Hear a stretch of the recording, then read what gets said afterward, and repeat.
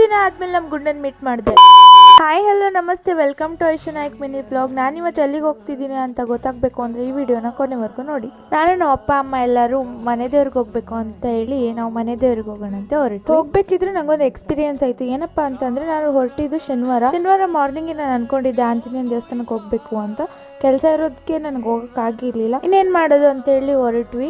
Car ಒಳಗಡೆ ಹನುಮಾನ್ ಚಾಲೀಸ್ ಹಾಕೊಂಡಿದ್ದೆ. ಹಾಗೆ ಕೇಳ್ಕೊಂಡು ಬರ್ಬೇಕಿದ್ರೆ ನಮ್ಮ ಕಾರ್ ಮಿರರ್ಗೆ ಯಾರೋ ಬಂದು ಗುದ್ಬಿಟ್ರು. ಆದ್ರೆ ನಮ್ಗೇನಾಗಿರ್ಲಿಲ್ಲ. ಪಕ್ಕದಲ್ಲಿ ಆಂಜನೇಯನ ದೇವಸ್ಥಾನ ಇತ್ತು. ನಾನೇ ಶಾಕ್ ಆಗ್ಬಿಟ್ಟೆ. ನಾನು ಮನ್ಸಲ್ಲಿ ಅನ್ಕೊಂಡಿದ್ದೆ ಆಂಜನೇಯನ ದೇವಸ್ಥಾನಕ್ಕೆ ಹೋಗ್ಬೇಕಿತ್ತಲ್ವಾ ಅಂತ. ನೋಡಿದ್ರೆ ಪಕ್ಕದಲ್ಲೇ ಆಂಜನೇಯನ ನೆನ್ಸ್ಕೊಂಡಿದ ತಕ್ಷಣ ಹಂಗೆ ಮಿರಾಕಲ್ ಆಗ್ಬಿಡುತ್ತೆ. ನಾವು ಮತ್ತೆ ಮನೆ 2:30ಗೆ ರೀಚ್ ಆದ್ವಿ. ಹೋಗಿದ ತಕ್ಷಣ ಕುಶಾಲ್ ಹೊಟ್ಟೆ ಕೇರ್ಕೊಂಡು ನಿಂತಿದ್ದು. ಅದಕ್ಕೆ ಅವ್ರಮ್ಮ ನಗ್ತಿದ್ರು.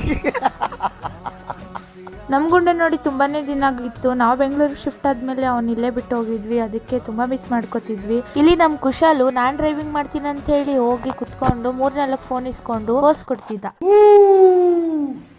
ಆಮೇಲೆ ನಾವೆಲ್ಲರೂ ದೇವಸ್ಥಾನಕ್ಕೆ ಹೋಗ್ಬೇಕು ಅಂತೇಳಿ ರೆಡಿಯಾಗಿ ನಾವೆಲ್ಲ ಹೊರಟ್ವಿ. ನಾನು ನೆನ್ನೆಯಿಂದ ಕಾರಲ್ಲೇ ಕೂತಿದ್ಕೆ ಬೇಜಾರಾಗಿ ಅದಕ್ಕೆ ನಾನು ನಮ್ಮ ಮಾವನ ಆಟೋದಲ್ಲಿ ಕೂತ್ಕೊಂಡೆ. ನಾನು ದಾವಣಗೆರೆಗೆ ಬಂದು ತುಂಬಾ ದಿನ ಆಗೋಯ್ತು. ನಂಗಂತೂ ದಾವಣಗೆರೆ ಅಂದ್ರೆ ತುಂಬಾ ಇಷ್ಟ. ದಾವಣಗೆರೆಯಿಂದ ನನ್ನ ವಿಡಿಯೋ ಯಾರ್ಯಾರು ನೋಡ್ತಿದ್ದೀರಾ ಅಂತ ಹೇಳಿ ಕಮೆಂಟ್ ಮಾಡಿ. ನಾವು ದೇವಸ್ಥಾನಕ್ಕೆ ಏನೋ ಬಂದ್ವಿ. ಯಾವ ದೇವಸ್ಥಾನಪ್ಪ ಅಂತ ಅಂದ್ರೆ ಉಚ್ಚಂಗಿದುರ್ಗ.